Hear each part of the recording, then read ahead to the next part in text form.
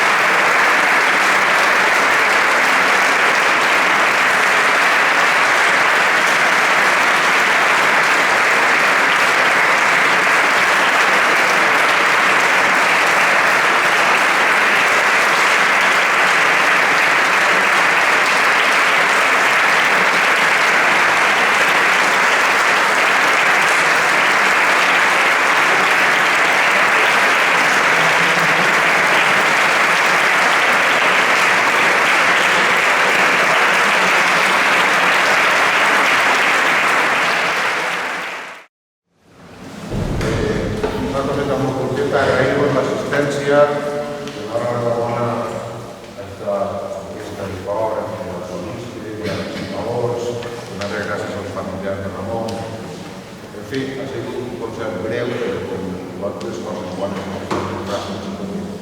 Aquí teniu una mostra d'una cosa perfecta i de molta il·lusió i molt de carinyo per el que era. Estic de segur que no oblidarem ningú de vosaltres el dia que és avui, per molts anys que passen. I, en fi, animar-nos a continuar lluitant, perquè de segur que a casa de cadascú encara tenim coses i moltes que arreglar.